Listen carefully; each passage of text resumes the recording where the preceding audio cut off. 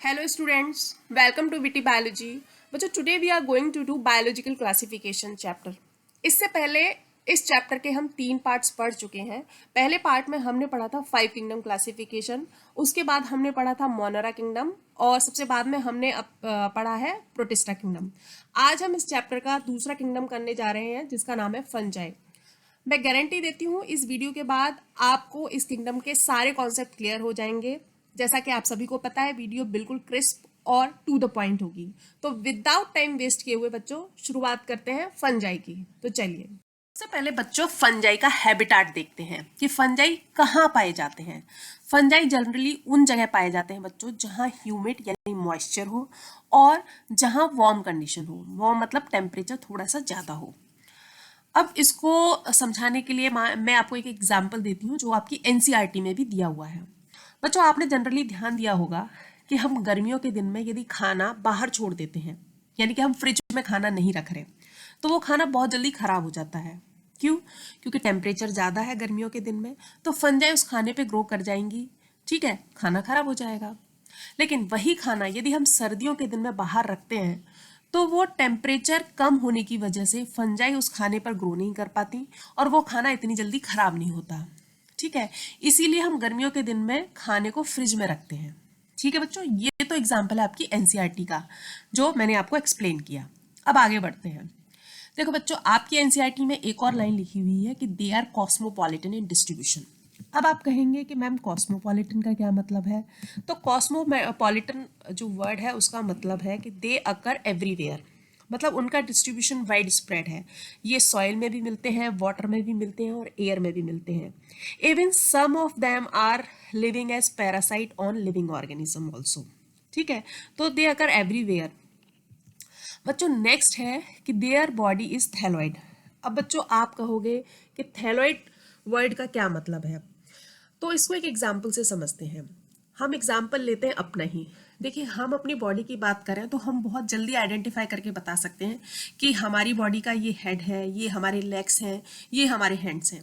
लेकिन कभी आपने फंगस को ब्रेड पर ग्रो करते हुए देखा हो तो आपने देखा होगा it is very difficult to identify any organ in their body. तो ऐसी बॉडी जो डिफरेंशिएटेड नहीं है इन डिफरेंट बॉडी पार्ट्स, ऐसी बॉडी को बच्चों थैलॉइड बॉडी या थैलॉइड स्ट्रक्चर बोला जाता है. क्लियर? अब बच्चों फंगस की स्ट्रक्चर की बात करें तो फंगस मल्टीसेलुलर होते हैं और फिलामेंटस. ठीक है, लेकिन इसका एक एक्सेप्शन है ईस्ट. ईस्ट एक ऐसा फंगस है बच्चों जो कि यूनिसेलुलर होता है. ठीक है बच्चों, अब यदि हम फंगस की स्ट्रक्चर देखें, मैंने बताया कि फिलामेंटस स्ट्रक्चर होती है और वो स्ट्रक्चर कुछ इस तरीके की है बच्चों. देखिए आपको एक ट्यूब या फिलामेंट जैसी थ्रेड लाइक स्ट्रक्चर दिखाई दे रही होगी. इस थ्रेड को बच्चों हम हाइफी के नाम से जानते हैं. जब सिंगल थ्रेड है तो उसको हम बोलेंगे हाइफी.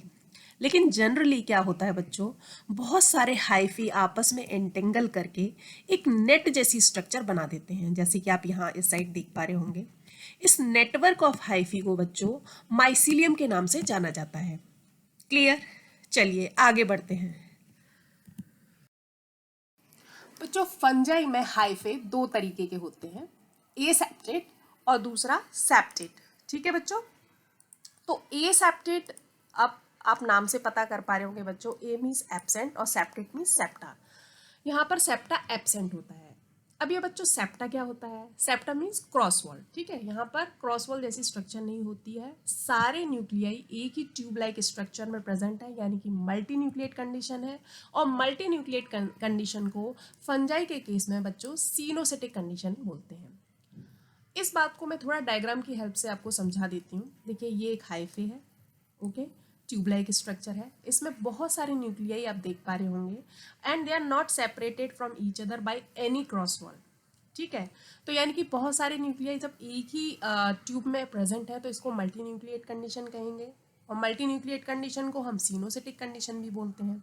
तो ये हाइफे एसेप्टेट हाइफे है. ठीक है, इस तरीके का हाइफे बच्चों फाइकोमाइसिटीज ग्रुप की फंजाई में पाया जाता है. अब फाइकोमाइसिटीज टर्म आपके लिए नया होगा क्योंकि आपने अभी फंजाई का क्लासिफिकेशन नहीं पढ़ा है, लेकिन जब आप फंजाई का क्लासिफिकेशन पढ़ेंगे तब आपको ये टर्म क्लियर हो जाएगा.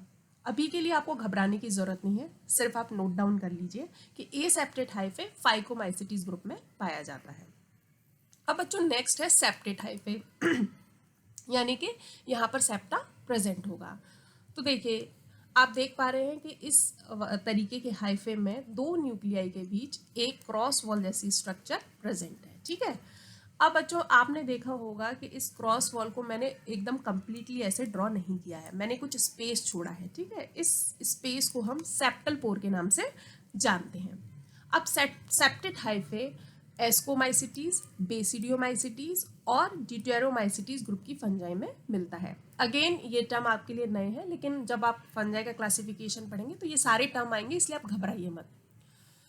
अब सेप्टेट हाइफे को बच्चों दो ग्रुप में बांटा गया है। दो तरीके के होते हैं सेप्टेट हाइफे। एक होता है प्राइमरी माइसीलियम, जिसे हम वेजिटेटिव माइसीलियम भी बोलते हैं, और इसी का एक और नाम है यूनिकैरियोटिक माइसीलियम। अब बच्चों इस टर्म के आते ही आप समझ गए होंगे, कुछ अंदाजा हो गया होगा कि ये माइसीलियम किस तरीके का है। देखिए यूनि मीन्स वन, और कैरियोटिक टर्म जो है वो आपको पता है न्यूक्लियस से रिलेटेड है, यानी यहाँ पर एक चैम्बर में एक ही न्यूक्लियस प्रेजेंट होगा, इस तरह की कुछ कंडीशन होगी, है ना। अब दूसरा हाइफे है सेकेंडरी माइसीलियम और रिप्रोडक्टिव माइसीलियम, और इसको हम बोलते हैं डाइकैरियोटिक। डाइकैरियोटिक, डाई मीन्स दो और कैरियो मतलब न्यूक्लियाई, तो इट मीन्स यहाँ पर एक चैम्बर में दो न्यूक्लियाई प्रेजेंट होंगे, यानी कि यहाँ पर n+n कंडीशन होगी। बच्चों इस कंडीशन को, यदि इस तरह की कंडीशन किसी माइसीलियम में मिलती है तो उसे डाइकैरियोन स्टेज बोलते हैं। अब बच्चों इस तरीके की स्टेज उसी माइसीलियम में मिलेगी जो रिप्रोडक्शन करने जा रहा है ना, यानी कि जो रिप्रोडक्टिव फेज में है। इसीलिए इस तरीके के माइसीलियम को आप ध्यान दीजिएगा, हमने रिप्रोडक्टिव माइसीलियम भी बोला है। लेकिन यूनिकैरियोटिक टाइप का माइसीलियम ये दर्शाता है कि वो फंगस अभी रिप्रोडक्शन नहीं कर रही है, केवल वेजिटेटिव स्टेज में है, इसलिए इस तरीके के माइसीलियम को हमने वेजिटेटिव माइसीलियम का भी नाम दिया है। अब बच्चों प्राइमरी माइसीलियम यानी कि वेजिटेटिव माइसीलियम किन किन फंजाई में मिलता है? ये मिलता है एस्कोमाइसिटीज, बेसिडियोमाइसिटीज और ड्यूटेरोमाइसिटीज। ठीक है बच्चों, और जो सेकेंडरी माइसीलियम यानी कि रिप्रोडक्टिव माइसीलियम है वो मिलता है हमें एस्कोमाइसिटीज और बेसिडियोमाइसिटीज ग्रुप की फंजाई में। अब बच्चों आप सोच रहे होंगे कि मैंने यहाँ पर ड्यूटेरोमाइसिटीज लिखा है, लेकिन यहाँ पर मैंने ड्यूटेरोमाइसिटीज नहीं लिखा है। तो देखिए बच्चों ड्यूटेरोमाइसिटीज में सेक्सुअल रिप्रोडक्शन होता ही नहीं है, तो जब सेक्सुअल रिप्रोडक्शन होगा ही नहीं तो वो क्यों डाइकैरियोटिक स्टेज में जाएंगे। इसलिए ड्यूटेरोमाइसिटीज के केस में सेकेंडरी माइसीलियम एब्सेंट होता है, इसलिए मैंने यहाँ पर ड्यूटेरोमाइसिटीज का एग्जाम्पल नहीं दिया है। क्लियर? चलिए आगे बढ़ते हैं बच्चों। आओ बच्चों अब फंगस की सेल स्ट्रक्चर देख लेते हैं। तो हमें पता है ये यूकैरियोटिक ऑर्गेनिज्म है, तो यूकैरियोटिक है तो इनमें मेम्ब्रेन बाउंड ऑर्गेनेल्स प्रेजेंट होंगे, इनका वेल डिफाइंड न्यूक्लियस होगा और इनमें राइबोसोम ATS टाइप के होंगे। तो इस तरह की इंफॉर्मेशन तो आप यूकैरियोटिक ऑर्गेनिज्म के नाम से ही पता कर सकते हैं। अब बच्चों इनकी मेन बॉडी जो होती है वो हैप्लॉइड होती है। अब इस बात का क्या मतलब है कि हैप्लॉइड, देखो बच्चों हैप्लॉइड का मतलब है कि क्रोमोसोम जो प्रेजेंट होते हैं वो एक ही सेट में प्रेजेंट होते हैं, वो डबल सेट ऑफ क्रोमोसोम नहीं मिलता है इन ऑर्गेनिज्म में। जबकि हम ह्यूमंस जो कि डाइप्लॉइड ऑर्गेनिजम्स हैं, हम में जो क्रोमोसोम्स होते हैं वो डबल सेट में प्रेजेंट होते हैं। ठीक है बच्चों, फंगस की जो सेल वॉल बनी होती है वो काइटिन और कार्बोहाइड्रेट यानी पॉलीसैकेराइड की बनी होती है। अब काइटिन क्या है? काइटिन एक पॉलीमर है एन एसिटाइल ग्लूकोसामीन का। ठीक है, तो ये बैक्टीरिया से यहाँ भी डिफरेंट है। हमने बैक्टीरिया में पढ़ा था कि उनकी सेल वॉल पैप्टिडोग्लाइकान की बनी होती है और यहाँ पर इनकी सेल वॉल काइटिन की बनी होती है। बच्चों फंगस की जो गोल्जी बॉडी होती है उसमें एक ही सिस्टर्ना होता है, इसलिए इसको यूनिसिस्टर्नल गोल्जी बॉडी भी बोलते हैं। इनकी फूड स्टोरेज की फॉर्म ग्लाइकोजन और ऑयल है बच्चों। अब मैंने आपसे अभी डिस्कस किया था कि इनमें क्लोरोफिल एब्सेंट होता है बच्चों, तो क्या इनमें सभी पिगमेंट एब्सेंट होते हैं? नहीं, डेफिनेटली कुछ अदर पिगमेंट्स में be present in these fungus and these pigments are responsible for colourful fungi. ठीक है बच्चों, कुछ फंगाई आपने देखे होंगे वो कलरफुल होते हैं, तो उनमें अदर पिगमेंट्स प्रेजेंट होते हैं और इन्हीं पिगमेंट की वजह से वो फंजाई हमें कलरफुल दिखाई देते हैं। लेकिन हाँ, डेफिनेटली क्लोरोफिल सभी में एब्सेंट होता है, that's why they are heterotrophic. अब बच्चों न्यूट्रिशन की बात करें तो फंजाई 3 तरीके का न्यूट्रिशन शो करते हैं, सैप्रोफिटिक, पैरासिटिक और symbiotic. Saprophytic mode of nutrition में बच्चों ये डेड ऑर्गेनिक मैटर से अपना फूड डिराइव करते हैं और ये most common method of nutrition है इन केस ऑफ फंजाई। वही पैरासिटिक मोड ऑफ न्यूट्रिशन में ये लिविंग ऑर्गेनिज्म से अपना फूड डिराइव करते हैं। अब बात करते हैं सिम्बायोटिक की। बच्चों ये टर्म आपके लिए भी नया है। इसमें एक्चुअली होता क्या है कि 2 ऑर्गेनिज्म होते हैं और वो आपस में एक दूसरे को बेनिफिट करते हुए साथ साथ रहते हैं। इसके एग्जाम्पल है लाइकेन और माइकोराइजा। बच्चों लाइकेन एक्चुअली एक एसोसिएशन है एल्गी और फंजाई का।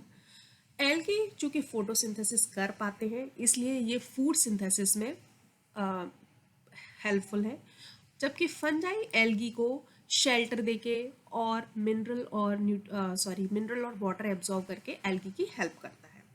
सिमिलरली माइकोराइजा एक एसोसिएशन है फंजाई का with the roots of higher plant. Lichen के बारे में हम इस चैप्टर के लास्ट में भी डिटेल में पढ़ेंगे। चलिए आगे बढ़ते हैं। Now we will see reproduction in fungi. तो बच्चों in case of fungi 3 types of reproduction is possible. First is vegetative reproduction, second asexual reproduction, and third, that is last one also, sexual reproduction. So first we will see what is vegetative reproduction. Vegetative reproduction में बच्चों vegetative cells of the thallus are involved, यानी कि यहाँ पर कोई भी special structure जैसे कि spore या कुछ और नहीं बनता है, सिंपली वेजिटेटिव सेल इन्वॉल्व रहती है रिप्रोडक्शन में, इसलिए इस तरीके के रिप्रोडक्शन को वेजिटेटिव रिप्रोडक्शन बोला जाता है। आई थिंक इट इज क्लियर, ठीक है। देखिए वेजिटेटिव रिप्रोडक्शन के 3 मेथड्स हैं। पहला है बडिंग। चलिए अब बडिंग को समझते हैं। बच्चों बडिंग जो कि वेजिटेटिव रिप्रोडक्शन का एक मेथड है, it is common in budding east, जिसका साइंटिफिक नेम है सेकेरोमाइसीस। ये यूनिसेलुलर फंजाई है और चूंकि इसमें बडिंग बहुत ही कॉमन मेथड है रिप्रोडक्शन का, इसलिए इस फंगस का नाम ही बडिंग ईस्ट रखा गया। बच्चों बडिंग में क्या होता है, न्यूक्लियस जो है वो नॉर्मली डिवीजन माइटोटिक डिवीजन करता है। आइए हम इसको एक डायग्राम की हेल्प से समझते हैं। बच्चों यहाँ पर आप एक नॉर्मल पेरेंट सेल देख पा रहे हैं, I think you can identify it, okay. और यहाँ पर एक छोटी सी बड जैसी स्ट्रक्चर है। अब क्या होगा, जो न्यूक्लियस है, जो यहाँ पर न्यूक्लियस, वो नॉर्मली माइटोटिक डिवीजन करेगा, ओके।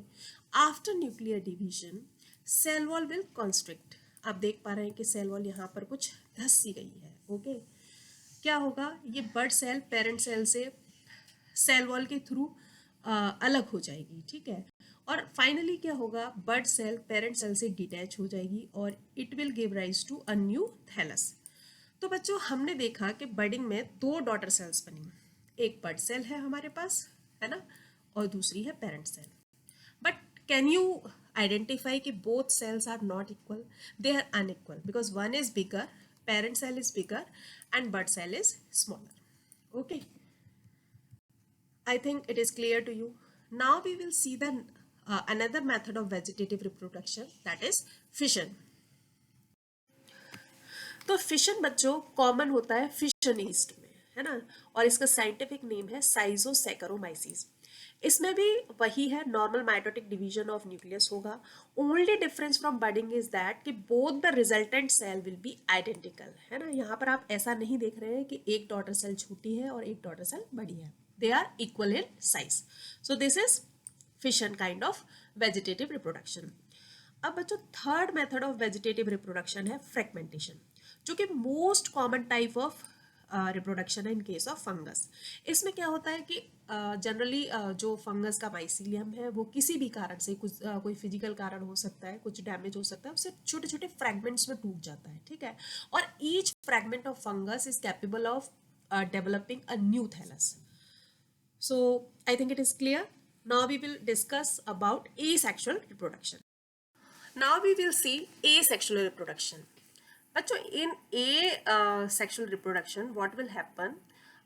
Special structures बनती हैं, यानी कि स्पोर्स बनते हैं और उनके थ्रू रिप्रोडक्शन होता है। ओके।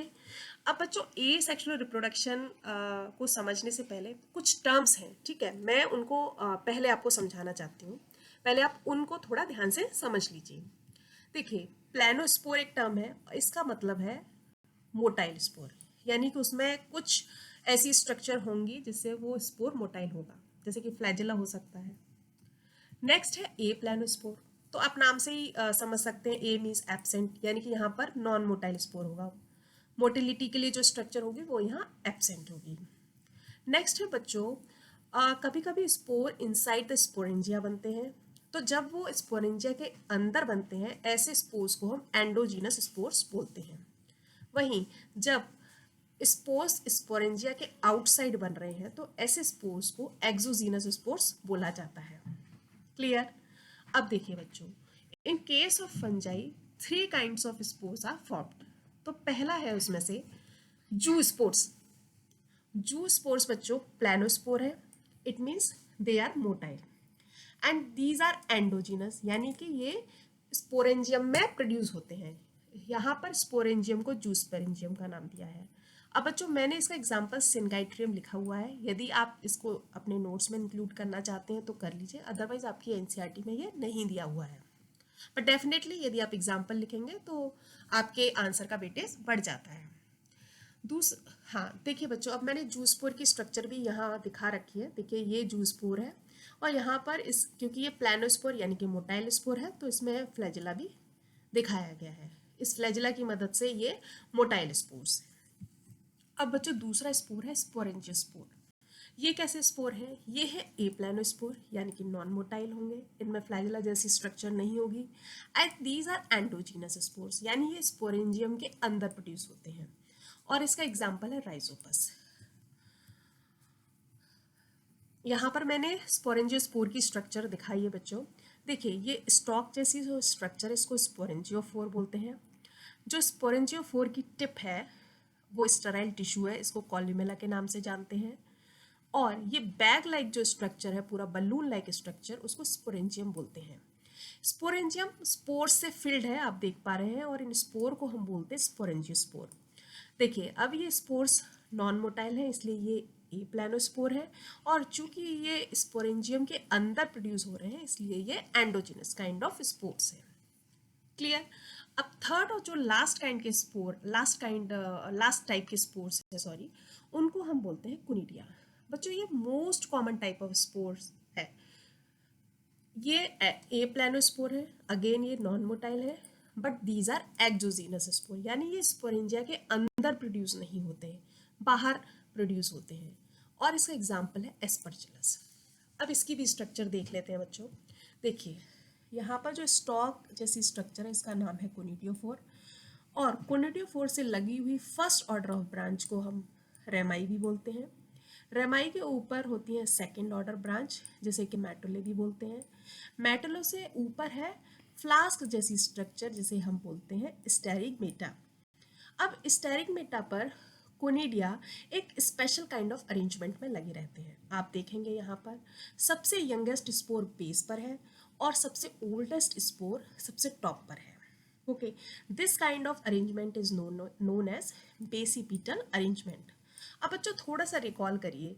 देखिए प्लांट लीफ जो होती है, उसमें क्या होता है, जो ओल्डेस्ट लीफ होती है that is at the base of the branch, ठीक है, और जो यंगेस्ट लीफ होती है that is at the top of the branch. तो इस तरीके के अरेंजमेंट को हम एक्रोपिटल अरेंजमेंट बोलते हैं, लेकिन यहाँ पर जस्ट अपोजिट है, तो इसको हम बेसिपिटल अरेंजमेंट बोलेंगे। क्लियर? चलिए आगे बढ़ते हैं। आइए बच्चों, अब हम सेक्सुअल रिप्रोडक्शन इन फंजाई को पढ़ते हैं। तो फंगस के केस में बच्चों सेक्सुअल रिप्रोडक्शन 3 स्टेप्स में कंप्लीट होता है। पहला स्टेप है plasmogamy, it means fusion of protoplast. तो देखिए सपोज करिए मैंने ए और बी 2 फंजाई ले लिए हैं। तो पहला स्टेप है प्लाज्मोगेमी, तो इसमें क्या होगा, सिंपली आपस में दोनों सेल्स फ्यूज हो जाएंगे। ठीक है, आपस में दोनों सेल्स फ्यूज हो गए, इट मीन्स इनके जो प्रोटोप्लास्ट है वो आपस में फ्यूज कर गए, लेकिन न्यूक्लियाई अभी फ्यूज नहीं किए हैं, यानी ये N+N कंडीशन है, जिसको हम डाइकैरियोन स्टेज भी बोलते हैं। बच्चों अब नेक्स्ट स्टेप क्या होगी? नेक्स्ट स्टेप होगी जिसमें ये दोनों न्यूक्लियाई आपस में फ्यूज कर जाएंगे, जिसको हम कैरियोगेमी के नाम से भी जानते हैं। तो दोनों जब न्यूक्लियाई फ्यूज कर जाएंगे तो बच्चों ये जायगोट बन जाएगा। जायगोट इसलिए क्योंकि ये 2n स्टेज है। क्लियर। अब बच्चों हमने पढ़ा है कि फंगस की मेन बॉडी हैप्लॉइड होती है, लेकिन यहाँ तो हमें 2n प्लॉइडी लेवल मिल रहा है, तो definitely it will undergo meiosis. Since zygote is undergoing meiosis, so this kind of meiosis is known as zygotic meiosis. बच्चों it is very very important.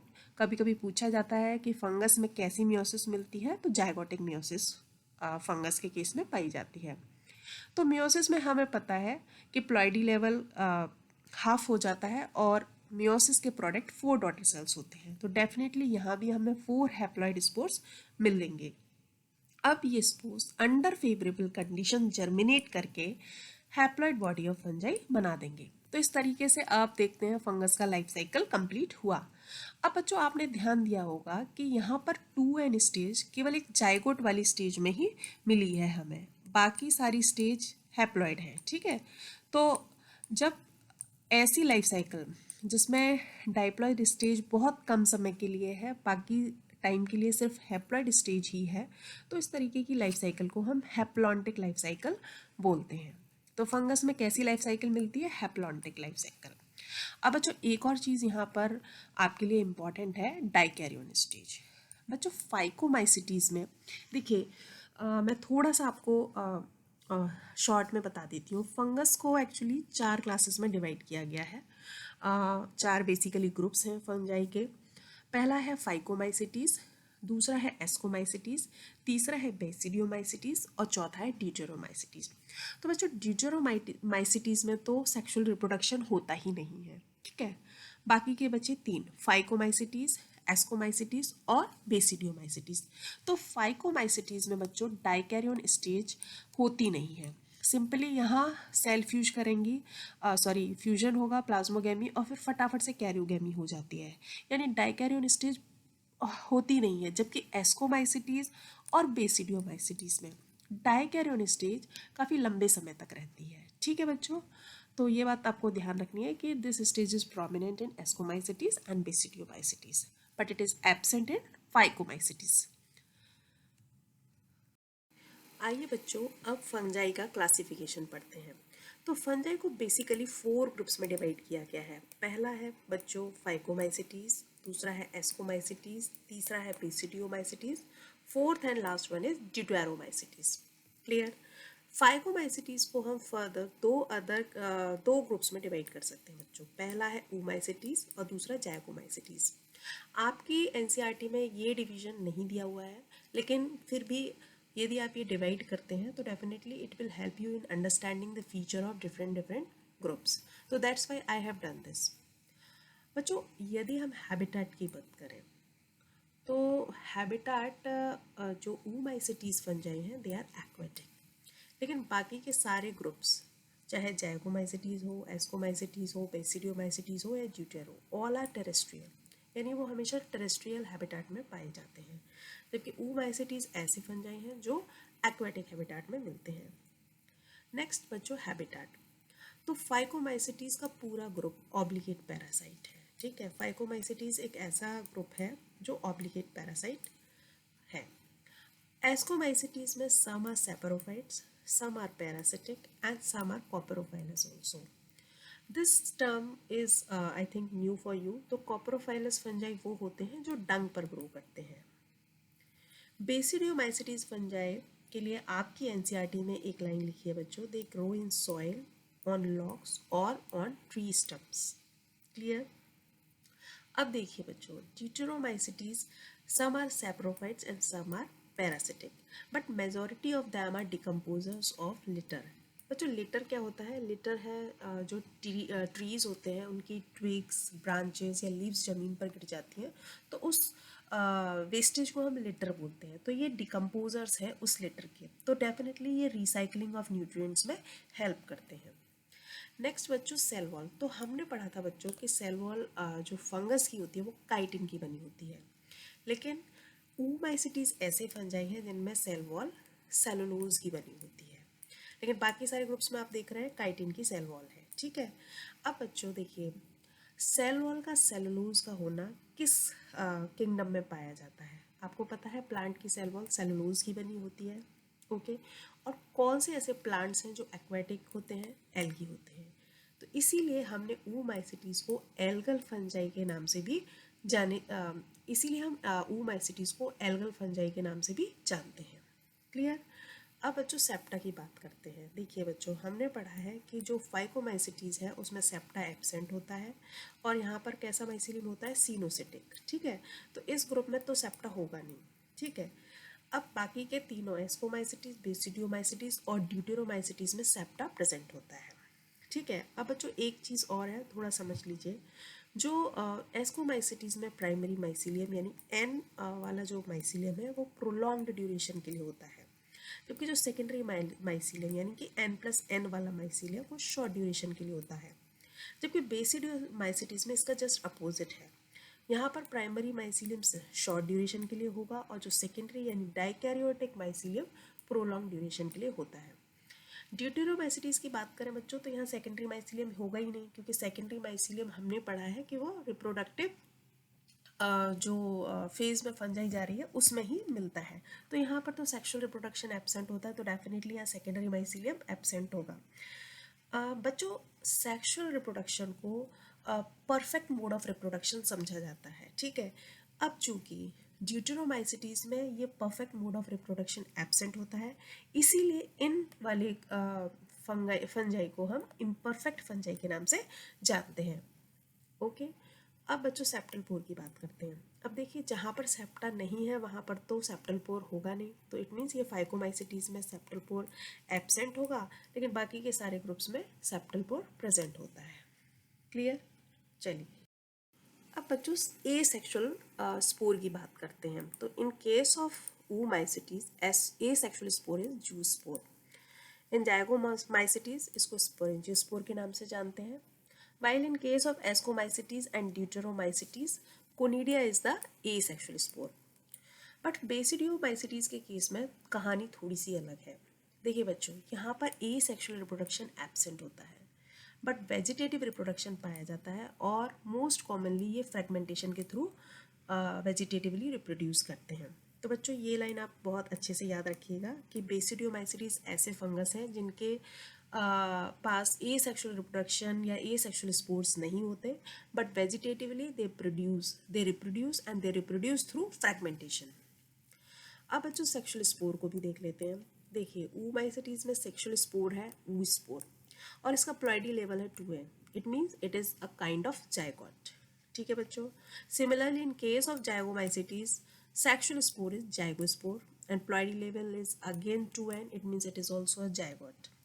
But in case of ascomycetes sexual spore is ascospore और इसका ploidy level है n। It means it is the product of meiosis. अब बच्चों ascospore कहाँ produce होते हैं? Ascospore इस सेक लाइक स्ट्रक्चर में प्रोड्यूस होते हैं, जिसे हम एस्कस बोलते हैं। अब चूंकि ये सेक लाइक स्ट्रक्चर है इसीलिए एस्कोमाइसिटीज को सेक फंजाई के नाम से भी जाना जाता है। अब देख रहे हैं आप एस्कोस्पोर्स आर प्रोड्यूस एंडोजीनसली, यानी कि ये एस्कस के अंदर प्रोड्यूस हो रहा है, इसलिए ये एंडोजीनस काइंड ऑफ स्पोर्स है। क्लियर? अब बच्चों बेसिडियोमाइसिटीज़ की लेते हैं हम। बेसिडियोमाइसिटीज़ में जो सेक्शुअल स्पोर है वो है basidiospore. Here also ploidy level is n। It means they are the product of meiosis, but यहाँ पर ये एक्सोजीनसली प्रोड्यूस होते हैं। तो समझते हैं। देखिए यहाँ पर एक बेसिडियम है, ये बेसिडियम, इस स्ट्रक्चर को हम बेसिडियम बोलते हैं। बेसिडियम का मतलब है क्लब लाइक, इसीलिए इन फंजाई को क्लब फंजाई के नाम से जाना जाता है। और बेसिडियोस्पोर यहाँ इनके टिप्स पर बनते हैं, यानी आउटर सरफेस पर बनते हैं, ना कि किसी स्पोरेंजिया जैसी स्ट्रक्चर में बनते हैं, इसलिए basidiospore are exogenously produced spore. अब सिंस बच्चों ड्यूटेरोमाइसिटीज़ में तो सेक्सुअल रिप्रोडक्शन एब्सेंट ही होता है, तो यहाँ सेक्सुअल स्पोर होने का तो कोई चांस ही नहीं होता, यानी sexual spore is absent in case of deuteromycetes. अब बच्चों फ्रूटिंग बॉडी की बात करते हैं, ठीक है। फ्रूटिंग बॉडी oomacetes जाइगोमाइसिटीज़ के केस में यानी कि लोअर फंजाई में कोई भी फ्रूटिंग बॉडी नहीं होती और डेफिनेटली ड्यूटेरोमाइसिटीज़ में भी नहीं होगी, क्योंकि यहाँ तो सेक्सुअल रिप्रोडक्शन ही एब्सेंट है। एस्कोमाइसिटीज़ के केस में फ्रूटिंग बॉडी को एस्कोकार्प बोलते हैं और बेसिडियोमाइसिटीज़ में इसको बेसिडियोकार्प, ठीक है बच्चों। अब है बच्चों साइट ऑफ मियोसिस।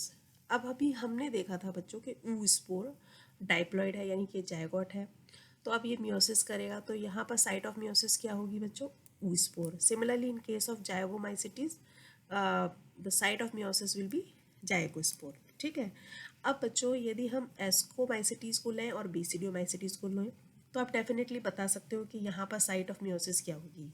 देखिए, इन एस्कोमाइसिटीज जो साइट ऑफ मियोसिस होगी वो एस्कस होगी, क्योंकि यहीं पर मियोसिस के बाद एस्कोस्पोर बन रहे हैं।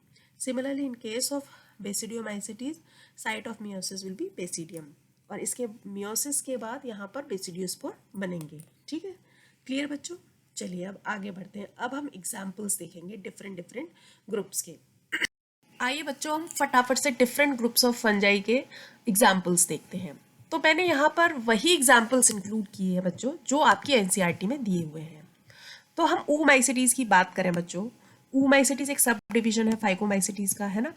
तो इसका एग्जाम्पल है Albugo. Albugo actually obligate parasite है ऑफ मस्टर्ड। मस्टर्ड यानी सरसों, और हम इसे ऑब्लिगेट पैरासाइट ऑफ क्रूसीफर भी बोलते हैं क्योंकि मस्टर्ड क्रूसीफेरेसी फैमिली से बिलोंग करता है। म्यूकर और राइजोपस ये दो एग्जाम्पल हैं जाइगोमाइसिटीज के बच्चों। राइजोपस ये एक बहुत ही कॉमन फंगस है, आपने कभी ब्रेड पर किसी फंगस को ग्रो करते हुए देखा होगा, तो वो डेफिनेटली राइजोपस ही है, इसलिए इसे ब्रेड मोल्ड के नाम से भी जानते हैं। अब बच्चों एस्कोमाइसिटीज ग्रुप की बात करते हैं, तो यहाँ पर सबसे कॉमन एग्जाम्पल है ईस्ट। हाँ जी, ये वही ईस्ट है जिसके बारे में मैंने बताया था कि ईस्ट एक ऐसा फंजाई है जो यूनिसेलुलर होता है। ईस्ट का यूज़ जनरली ब्रूइंग इंडस्ट्री और बेकिंग इंडस्ट्री में होता है। ब्रूइंग मतलब दारू बनाने वाली जो इंडस्ट्री है, और बेकरी यानी कि बिस्किट, केक्स, इन इंडस्ट्रीज़ में इसका यूज़ किया जाता है क्योंकि ये फर्मेंटेशन करते हैं, और इसलिए फर्मेंटेशन की प्रोसेस की हेल्प या फर्मेंटेशन की प्रोसेस ही इन इंडस्ट्रीज़ में होती है, इसलिए मेनली वहाँ पर ईस्ट को यूज़ किया जाता है बच्चों। इसीलिए ईस्ट को हम ब्रूअर्स ईस्ट के नाम से जानते हैं, और हम इसको बेकर्स ईस्ट भी बोलते हैं। ईस्ट का साइंटिफिक नेम सैकरोमाइसीस है बच्चों। अब यहाँ पर एक बात इंपॉर्टेंट है, मैंने अभी थोड़ी देर पहले आपको बताया था कि एस्कोमाइसिटीज के केस में फ्रूटिंग बॉडी एस्कोकार्प होती है, लेकिन ईस्ट एक ऐसा एस्कोमाइसिटीज फंगस है बच्चों जिसमें एस्कोकार्प एब्सेंट होता है। ठीक है, तो यानी ईस्ट के केस में दो एक्सेप्शन है कि ईस्ट यूनिसेलुलर है जबकि सारे फंजाई मल्टी सेलुलर होते हैं। ईस्ट एस्कोमाइसिटीज ग्रुप का होते हुए भी इसमें फ्रूटिंग बॉडी एब्सेंट होती है। ओके, चलिए बच्चों नेक्स्ट एग्जांपल है एस्कोमाइसिटीज का पेनिसिलियम। इसे हम ब्लू ग्रीन मोल्ड के नाम से भी जानते हैं, और ये पेनिसिलिन प्रोडक्शन में यूज होता है। पेनिसिलिन एक एंटीबायोटिक है। नेक्स्ट बच्चों न्यूरोस्पोरा। न्यूरोस्पोरा को पिंक मोल्ड के नाम से भी जाना जाता है, और क्योंकि हम इसका यूज़ जेनेटिक स्टडीज़ में करते हैं इसलिए इसे ड्रोसोफिला ऑफ प्लांट किंगडम भी बोला गया है। अब आप कहेंगे ड्रोसोफिला ऑफ प्लांट किंगडम का क्या मतलब है? देखिए ड्रोसोफिला बच्चों, कभी आपने जैसे फ्रूट्स खुले छोड़ देते हैं तो हम देखते हैं वहाँ छोटे छोटे कीड़े आ जाते हैं, है ना, उन कीड़ों को ड्रोसोफिला ही बोला जाता है, वो ड्रोसोफिला है बेसिकली। अब ड्रोसोफिला का यूज़ साइंटिस्ट ने जेनेटिक स्टडीज़ में किया है, और न्यूरोस्पोरा का भी यूज़ जेनेटिक स्टडी में हुआ है, इसीलिए न्यूरोस्पोरा को ड्रोसोफिला ऑफ प्लांट किंगडम बोला जाता है। क्लियर?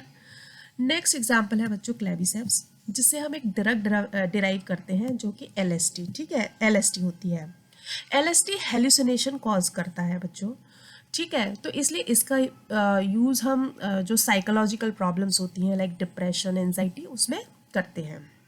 इसके अलावा कुछ ऐसे फंजाई हैं बच्चों जो काफ़ी डिलीशियस होते हैं, तो उनमें एक है मॉरेल्स और दूसरे हैं ट्रफल्स। ये एडिबल फंजाई हैं एस्कोमाइसिटीज ग्रुप के। मॉरेल्स को मॉर्शला के नाम से जाना जाता है, और ट्रफल्स ट्यूबर के नाम से फेमस है बच्चों। ठीक है, अब बच्चों बेसिडियोमाइसिटीज को भी ले लेते हैं। देखिए बेसिडियोमाइसिटीज के एग्जाम्पल है puff balls, bracket fungi. Bracket fungi actually काफ़ी बड़े बड़े फंजाई होते हैं और ये ब्रैकेट की शेप बनाते हैं, इसलिए इनका नाम ब्रैकेट फंजाई रख दिया गया है। थर्ड एग्जाम्पल है बच्चों टोड स्टूल। टोड स्टूल्स देखने में बच्चों बहुत ही अट्रैक्टिव होते हैं, बहुत ही शाइनी और ब्यूटीफुल से ये मशरूम है, बट ये बच्चों बहुत ही पॉइजनस फंगस है। ठीक है, अब बेसिडियोमाइसिटीज का एक फंजाई जो एडिबल है वो अगेरिकस है, जिसे हम जनरली मशरूम के नाम से जनरली हम डेली लाइफ में खाते हैं, वो अगेरिकस है। ठीक है बच्चों, इसके अलावा बेसिडियोमाइसिटीज ग्रुप के कुछ जो मेंबर्स हैं वो डिजीज़ भी कॉज करते हैं। तो उनमें से एक है पक्सीनिया, इसे रस्ट फंजाई के नाम से भी जाना जाता है और ये वीट में रस्ट डिजीज़ कॉज करता है। दूसरा है अस्टिलेगो और इसको स्मट फंजाई के नाम से जाना जाता है और ये भी प्लांट्स में स्मट डिजीज़ कॉज करता है। क्लियर बच्चों? अब ड्यूटेरोमाइसिटीज़ की बात करते हैं बच्चों। ड्यूटेरोमाइसिटीज़ का आपकी एनसीईआरटी में एग्जाम्पल दिया है ऑल्टरनेरिया। ये एक डिजीज़ कॉज करता है जिसे बोलते हैं early blight of potato. Similarly colletotrichum another fungus है ऑफ दिस ग्रुप, ये red rot of sugarcane नाम की डिजीज़ कॉज करता है। बच्चों आपकी एनसीईआरटी में एक और एग्जाम्पल दिया हुआ है ट्राइकोडर्मा, जो कि ड्यूटेरोमाइसिटीज़ से बिलोंग करता है। मैंने इसको भी यहाँ इंक्लूड किया है। तो बच्चों यहाँ हम फंजाई किंगडम को ख़त्म करते हैं। आई होप आपको सारे कॉन्सेप्ट्स क्लियर हुए होंगे। यदि आपको कोई भी क्वेरी है या कोई भी डाउट है, आप कमेंट बॉक्स में लिख के मुझसे पूछ सकते हैं। और बच्चों यदि आपको ये वीडियो पसंद आई है तो प्लीज़ लाइक कीजिए, शेयर कीजिए और सब्सक्राइब कीजिए, क्योंकि यदि आप ऐसा करते हैं तो मुझे बहुत मोटिवेशन मिलती है कि मैं ऐसा कंटेंट और बनाऊं और उसमें इम्प्रूवमेंट लाऊं। मैं जल्दी ही नेक्स्ट वीडियो के साथ आपके सामने हाजिर होंगी। तब तक के लिए बच्चों कीप ऑन रिवाइजिंग, आप रिवाइज करते रहिए। Stay healthy, be happy, bye bye, take care.